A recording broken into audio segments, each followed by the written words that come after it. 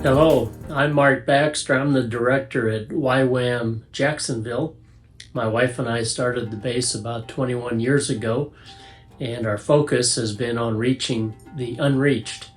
A few years ago, I read a article on a website by Steve Shadrach. I've met Steve before. I consider him one of the premier mobilizers in the world today, and he used a word in that article that I had never seen before. It was the word Gobilize. And so that's what I want to talk about today. I find it to be a very strategic strategy. I'll tell you a story about how I really became committed to Gobilizing and have been involved in it now for a couple of years.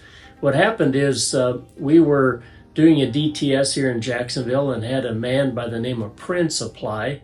He was from Ghana but lived some of the time in the U.S. and we accepted him.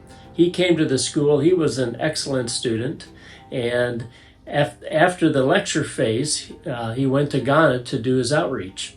About the end of the outreach time, he gave me a call. He was still in Ghana, and he said he would like for me to come and to teach some of the disciple-making movement principles that he had learned during his DTS. He wanted me to teach them to his staff. Well, I told him I'd think about it. Wasn't too serious about going, but I told him I'd think about it. And a couple days later, he called me back, asked me if I'm still thinking about it. I said, yeah. He goes, well, how much is a ticket? So I looked it up online, and they were a little bit expensive. And I told him, well, the next day, money showed up in our account to cover the ticket. I was pretty surprised, and you know what that meant? That meant I'm going to Ghana. He had been very generous and wanted to buy my ticket.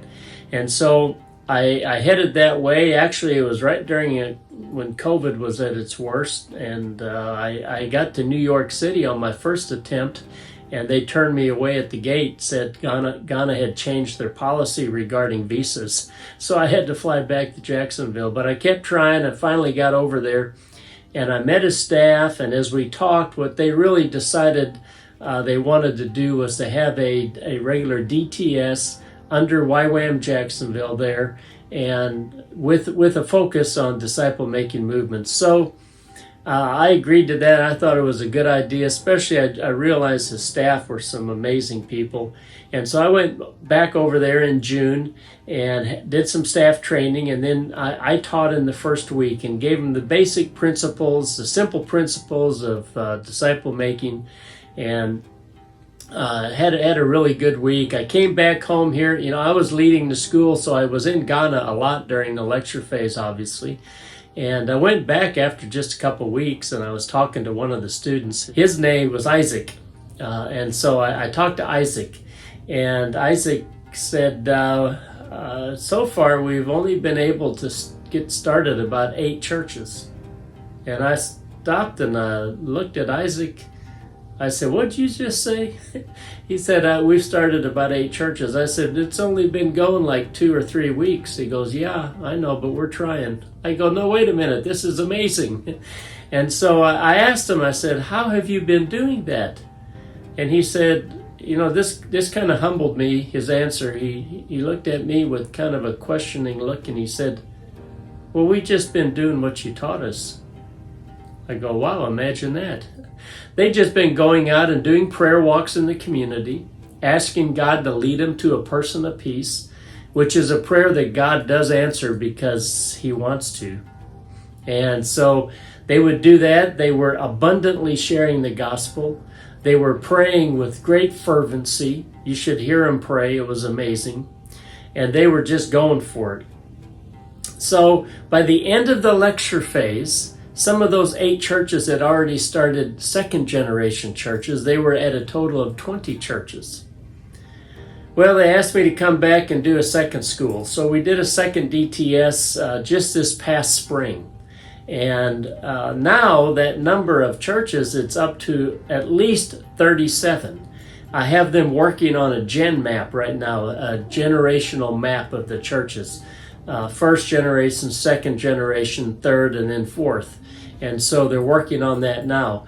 But this all comes back to this concept of Gobilizing. Because what I'm basically doing is I'm going to mobilize. I'm going into a Christian area. Accra is pretty much a Christian area. That's good for training. And so these guys are learning the principles, they're putting it into practice, and then they're going to places like northern Ghana, which is primarily Muslim, Burkina Faso, Nigeria, and they're going to places like that and doing the same things. They're seeing people come to Jesus in these Muslim areas. I just got a picture of a small, what we would call a rabbit church of former Muslims in northern Nigeria. And so this idea of Gobilizing, I think it's a great strategy. I've seen it to be very effective. I think that an African reaching another African, there are less cultural barriers to overcome than for an American to try to reach a person from northern Ghana. Even though their cultures are a little bit different, it's not nearly the difference as what it would be for an American. So I love the concept of Gobilizing. In fact, now we're doing it in Thailand, be going to India in January to do some training, be going to Tunisia in November to do some training, been to the Central African Republic recently to do some training. All of this is with this strategy of Gobilizing, training the local people to go into unreached areas that are close to them and begin disciple-making movements. So I love Gobilizing. I find it to be a very effective strategy. I plan on being a Gobilizer for the rest of my life. Mentoring Missions Advocates. This is globalcastresources.com.